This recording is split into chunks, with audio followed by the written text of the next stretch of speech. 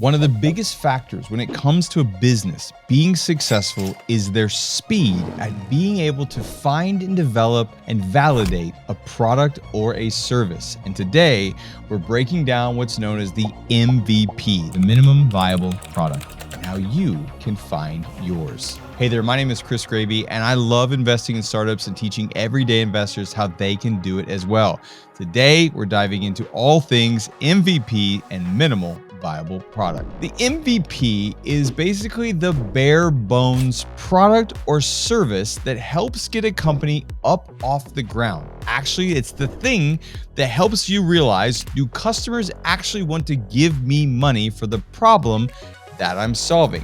Now, the minimal viable product is the opposite of a final product or a finished product. Today, we know what Facebook is, or we know what Slack is, but those at one time were an MVP. Basically, you're getting just a few pieces of the big vision together to go, is this a thing that the market would actually want? So when I define the minimal viable product, it's basically what is the least amount of effort that we have to put in and produce to get it out to the market to see if people actually want what we have. And then at that point, when you start to gain traction, well, then you start to tack on and say, okay, let's turn this into more of a viable product versus a minimal viable product. You start adding services or different features to your software that ultimately get people down the line. So let's dive into a couple examples of a minimal viable product. Airbnb is a great one. We know what it is today. We all know and see the finished product of Airbnb, but they started with no money and wanted to build a business. So the founders of Airbnb used their own apartment to validate this idea of a peer-to-peer rental, or what we know now as short-term rentals. So they created a minimalist website, right? An MVP, published a few photos and some other details about their product and their property, and they found several paying guests that almost immediately started signing up. So that was a minimal viable product. It wasn't what we know today, but it got them up off the ground.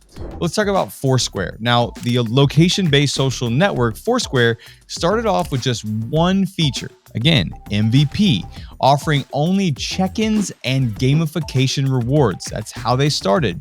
Now, the Foursquare development team began adding recommendations, city guides, and other features until they had really validated the idea and had an eager and growing fan base, right? So this is an example. You start off with an MVP and you scale from there. Now, the last thing you need to think about, do you invest in a company that's operating inside of their MVP, their minimal viable product? Well, for me personally, the answer is always going to be no. There are still way too many unknowns about a company, and the company needs to do more than just have a minimally viable product. I want them to have a viable product, meaning they've gained enough traction, and now it's time to launch the better, bigger next version of their product. So, but that's for me. Look, you may be different, and I'm curious. I want to hear from you. Are you investing in a company that has a MVP business model and they haven't hit traction yet?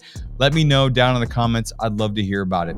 Look, if you're learning more about the world of startup investing, I've put together 10 of the hottest startups that I'm watching right now, and I've put them together completely and totally free. All you have to do is hit the link down in the description, and you'll get it completely free straight to your inbox. I hope you've enjoyed this video on what an MVP is. If you like this one, you're definitely gonna love this video right here, and you'll definitely love this one right here.